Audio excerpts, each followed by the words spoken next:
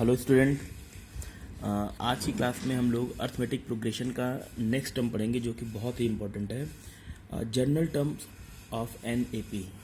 It means arithmetic progression का general term क्या होगा, इसी जनरल टर्म को हम लोग nth टर्म भी कहते हैं। इसकी क्या रिलेशन होंगे, कैसे कैसे इससे क्वेश्चंस आएंगे, ये सारी चीज़ें हम लोग इसके बारे में जानेंगे। बहुत इंपॉर्टेंट कंटेंट है ये हमारा। तो इसको देखिए कैसे समझेंगे कि हमने ये सपोज कर लिया, let a be the first term and d be the common difference of N A P, then it's nth term और general term is given by T n. General term को या nth टर्म को हम T N से represent करेंगे। A plus N minus one into d, first term plus N minus one into d. अब ये term कैसे आया इसकी चर्चा करें तो रिमार्क में देखेंगे, हमने ये सपोज कर लिया कि अगर एक जनरल ए पी लिखा हुआ है, जनरल ए पी क्या है, a plus d. A P हम लोगों ने यही पढ़ा था ना कि किसी भी फर्स्ट टर्म में एक कॉमन नंबर को हम प्रत्येक उसके एक टर्म में ऐड करते जाएं और नेक्स्ट टर्म मिल जाए। जैसे ए में डी ऐड किया, ए प्लस डी मिला, इस ए प्लस डी में डी ऐड किया तो ए प्लस टू डी मिल गया, ए प्लस टू डी में हमने ऐड किया डी तो ए प्लस थ्री डी मिल गया। तो इस टाइप का अगर एक कोई सीक्वेंस हमें मिलता है, that sequence is known as A P. अब यहाँ ध्यान से देखेंगे बच्चों, ए हमारा फर्स्ट टर्म है T one, A plus D ये हमारा टी टू है। तो यहाँ पे देखिए समझने वाली बात क्या है कि जो टर्म दिया है, जैसे टी टू दिया है, टी टू में ए प्लस डी, यहाँ टर्म टू है लेकिन डी की वैल्यू वन है। ऐसे ही टी थ्री की बात करें तो ये हो जाएगा ए प्लस टू डी, तो टर्म थर्ड है लेकिन डी की वैल्यू यहाँ पे इससे एक कम हो रही, टू हो रही। ऐसे ही अगर टी फोर की बात करें तो ए प्लस एक डी कम कर दीजिए, फोर में एक कम करेंगे थ्री, थ्री डी हो जाएगा। देखिए फोर्थ टर्म, ऐसे फिफ्थ टर्म हमारा क्या हो जाएगा, ए प्लस फोर डी। अब एन टर्म की बात करें यहाँ पे तो ए प्लस एन में से एक माइनस कर दे तो n minus one into D, तो एन टर्म हमारा क्या बन जाएगा, a plus N minus one into d, यही nth टर्म हो जाएगा। इसके लिए छोटा सा फार्मूला क्या है कि general term of N A P equals to first term में हमने ऐड किया क्या, प्लस टर्म नंबर, जो नंबर का हमें टर्म चाहिए, जैसे फोर्थ नंबर फिफ्थ नंबर, वो minus one into common difference, तो हमें क्या मिल जाएगा, जनरल टर्म मिल जाएगा। इसी में रिमार्क में दूसरा देखेंगे, अगर हमारे पास यही जनरल सीरीज दिया हुआ है a plus d, a plus two d till a plus N minus one into d, अगर इसके एक पहले वाला लिखना चाहें T n minus two, T n minus two term की बात करें तो यहीं पे हम लोग प्लेस करें, इससे एक और कम, तो यहाँ क्या हो जाएगा, a plus N minus one into D, so it becomes two A plus N minus two into d. ये हमारा क्या हो जाएगा, टी एन माइनस वन निकाल रहे हैं, टी एन माइनस वन, तो ये T A plus N minus two into D. इसी अगर हमारे पास कोई सीक्वेंस दिया है जो यहाँ पे एन टर्म पे कंप्लीट हो जा रहा है, खत्म हो जा रहा है, तो इसी को हम लोग, ये लास्ट वैल्यू है इसलिए इसको हम लोग लास्ट टर्म भी कहेंगे। Last term is denoted by small L, तो हम लोग ये कह सकते हैं कि last term is also equals to nth term. कब, जब हमारी सीरीज यहीं पे आके एंड हो जाए। ओके, तो ये हो जाएगा nth term equals to A plus N minus one into D. इसमें जो भी हम लोग वैल्यू निकालते हैं वो स्टार्टिंग से निकालते हैं। जैसे अगर हमारे पास वैल्यू दिया हुआ है, कोई थ्री दिया है, सपोज कर लीजिए थ्री फर्स्ट टर्म दिया है, अब इसमें टू ऐड करेंगे तो फाइव, टू ऐड करेंगे तो सेवन, ऐसे सीरीज बनेगी। तो जो भी वैल्यू हम लोग फाइंड कर रहे हैं वो स्टार्टिंग से फाइंड कर रहे हैं। कंडीशन क्या हो सकता है, क्वेश्चन आपसे ये भी अराइज हो सकता है कि अगर हमसे लास्ट से पूछे, जैसे nth टर्म फ्रॉम लास्ट से हमें लास्ट टर्म दे दिया गया, 100 रुपीज दे दिया गया है, लास्ट हमारी 100 वैल्यू हो गई। अब पूछता है कि इससे दूसरा, लास्ट से दूसरा टर्म क्या होगा, तो हम लोग क्या करेंगे, last minus N minus one into D.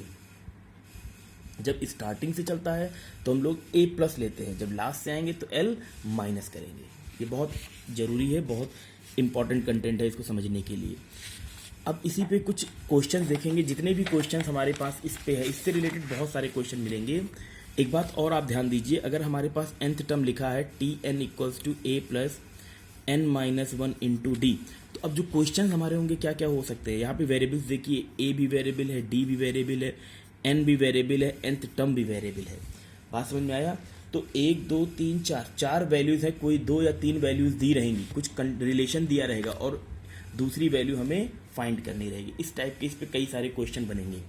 तो आइए देखें आगे। पहला एग्जाम्पल है हमारे पास, find the 12th term, 24th term, nth term from an AP given by 9, 13, 17, 21, 25। Means एक एपी हमें दिया है, गिवन एपी है हमारे पास 9, 13, 17, 21, 25। सबसे पहले फर्स्ट टर्म निकाल लें। कोई भी एपी हो, अगर हमें किसी भी सीक्वेंस को फाइंड करना है कि दैट सीक्वेंस इज एपी, तो उसके लिए केवल और केवल we have only two things, first term and common difference. अगर हमारे पास फर्स्ट टर्म आ रहा है और कॉमन डिफरेंस आ रहा है तो हम लोग कह सकते हैं कि वो हमारा एपी होगा।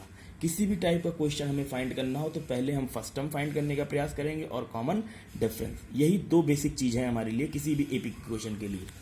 तो यहाँ आगे हो जाएगा आपका फर्स्ट टर्म 9 हो जाएगा। डी निकालने के लिए, कॉमन डिफरेंस निकालने का फार्मूला T2 माइनस T1, यहाँ से 4 आ गया। देखिए T2 13 है, माइनस 9 बिकम्स टू 4।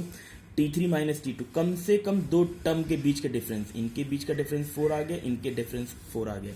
तो हमने ये सपोज कर लिया, हो सकता है आगे भी हमारे पास 4 हो, तो कॉमन डिफरेंस को D इक्वल्स टू 4 सपोज कर लिया। अब now we have to find T12 means 12th term find करना है। तो फार्मूला क्या होता है, अब डायरेक्ट फार्मूले पे आ जाइए। हम लोगों ने क्या पढ़ा कि जो टर्म है उससे एक कम D, तो A में हमने यहाँ 12th टर्म है तो यहाँ पे हमने 11D लिख दिया, A प्लस 11D। A की वैल्यू हमें पता है, D की वैल्यू पता है, ला के प्लेस करिए तो आ गया हमारा 12th टर्म 53। नेक्स्ट देखेंगे 24 टर्म, तो A प्लस 23D, जो टर्म पूछ रहा है उससे एक कम D लिख दिया A के साथ, तो यहाँ 23 के साथ A और D की वैल्यू रखा 101। इसी तरह nth टर्म n-1 रखेंगे, सॉल्व करेंगे 4n+5। ये DIY है जो इसी क्वेश्चन से रिलेटेड है, इसी टाइप के क्वेश्चन से कि 10th टर्म हमें इस सीक्वेंस का फाइंड करना है, 18th टर्म फाइंड करना है, nth टर्म फाइंड करना है, 10th टर्म हो गया, ये 11th टर्म हो गया। एक अगला एग्जांपल देखेंगे, ये है show that the sequence 9, 12, 15, 18 is an AP, find its 16th term and the general term. देखिए अब हमें यहाँ चेक करना है कि ये एपी है। एपी तभी होगा जब इसके पास फर्स्ट टर्म होगा और इसका एक कोई कॉमन डिफरेंस होगा। तो आइए चेक करें इस क्वेश्चन को।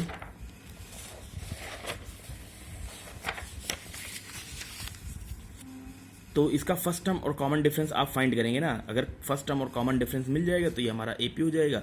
अगर फर्स्ट टर्म और कॉमन डिफरेंस मिल गया तो 16 टर्म A प्लस 15D इस फार्मूले से फाइंड कर लेंगे। क्वेश्चन एक नेक्स्ट क्वेश्चन देखेंगे यहाँ पे। अगला एग्जाम्पल है कि from the following APs right first term and common difference. Simple सा है, इसको ऐसे ओरल आप लोग कर लेंगे। 3, 1, -1, -3 दिया है तो फर्स्ट टर्म हमारा 3 हो जाएगा। D के लिए T2 माइनस T1 निकाला -2, T3 माइनस T2 निकाला -2, हर जगह सेम आ रहा है इसलिए D हमारा -2 हो जाएगा। नेक्स्ट क्वेश्चन इसी में है आगे कि हाँ, ये क्वेश्चन वेरी इंपॉर्टेंट, अच्छा क्वेश्चन है छोटे नंबर के लिए। कह रहा है कि what is the common difference of an AP in which A21 means 21th term में से A27 7th टर्म को माइनस किया जाए तो 84 आ जाए। ये एक रिलेशन दे दिया है, इस रिलेशन पे हमें वैल्यू प्लेस करके कॉमन डिफरेंस निकालना है। तो हमने क्या सपोज कर लिया कि कोई भी जो एपी हमारे पास है उसका फर्स्ट टर्म A है और कॉमन डिफरेंस उसका D है। तो A21 को अगर हम बनाएं तो A प्लस 21 टर्म बोल रहा है इसलिए 20D हो जाएगा। इसी तरह A7 को लिख सकते हैं A प्लस 6D। अब पहले और दूसरे इक्वेशन की वैल्यू लाके हम लोग इसमें प्लेस कर दें, A21 की वैल्यू और माइनस A7 की वैल्यू सॉल्व करेंगे तो A कैंसिल हो जाएगा। तो whole equation converted into D form, इससे 14D इक्वल्स टू 84 तो D बिकम्स टू 6। तो हमारा कॉमन डिफरेंस कितना आ गया 6। अच्छा क्वेश्चन है एक नंबर के लिए। नेक्स्ट क्वेश्चन है विच ऑफ, देखिए ये टाइप 2 है, टाइप 1 हमने इसके पहले फाइंड कर लिया। क्या टाइप 1 में हमारा किस टाइप का क्वेश्चन था कि आपको कोई एक सीक्वेंस या एक एपी दिया है, उससे कोई भी टर्म पूछ रहा है, first term, 10th term, 9th term, कुछ भी पूछ रहा है। सेकेंड टाइप में क्वेश्चन में क्या कह रहा है, which terms of the sequence means हमें एक टर्म दिया है, एक वैल्यू दी है, हमसे पूछ रहा है ये कौन सा टर्म होगा। बात समझ में आया, टर्म होने का मतलब Tn, यही n की वैल्यू हमें फाइंड करनी है। ओके, तो यहाँ given AP is 4, 9, 14, 19 till so on, let A and D be the first term and common difference respectively. तो इससे nth टर्म के लिए हम लोग फॉर्मुलेट कर लें, पहले A और D निकाल लें। So from above AP A becomes to 4, D equals to T2 minus T1, 9 minus 4 equals to 5, T3 minus T2, 14 minus 9 equals to 5। हमने ये सपोज कर लिया लेट nth टर्म बी 124, जो भी टर्म हमारे पास पूछ रहा है उसको हमने nth टर्म मान लिया, लास्ट वैल्यू मान ली। तो टी एन इक्वल्स टू 124 ये हमने सपोज कर लिया, बट टी एन इक्वल्स होता कितना है, a plus N minus one into D. So T N के प्लेस पे यही वैल्यू ला के प्लेस कर दिया, a plus N minus one into D equals to 124। अब a बिकम्स टू 4, अब हमें ऊपर मिल चुका है, d इक्वल्स टू 5 मिला है, ला के वैल्यू प्लेस करेंगे तो इक्वेशन आएगा 5n माइनस 5 इक्वल्स टू 124। इस 4 को इधर ट्रांसफर कर दिया -4। तो जब इसको सॉल्व करेंगे 5 को इधर ट्रांसफर करके 5n 125, तो n equals to 21, n equals to 21। So यहाँ हो जाएगा, एक मिनट जरा कैलकुलेशन आप लोग चेक कर लीजिए। यहाँ से हो जाएगा ये 5 माइनस में आएगा, ये प्लस -1 25, ठीक है। तो 10 2 5 25, ये 25 हो जाएगा लड़कों, यहाँ 25 हो जाएगा।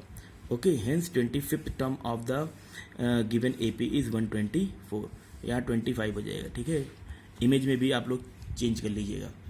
अब इसी बेसिस पे कुछ क्वेश्चंस और हैं आपके DIY 7, तो इसको भी देख लीजिए। तो 6 और 7 DIY आप लोग कंप्लीट करेंगे। ओके, नेक्स्ट इससे रिलेटेड अभी हमारे पास इसी में nth टर्म से रिलेटेड 2-3 टाइप और हैं, उनके भी क्वेश्चन हम लोग ऐसे ही लगाएंगे, ठीक है। बाकी का जो भी कन्फ्यूज़न होगा कल PSS क्लास में कंप्लीट हो जाएगा। Okay, thank you.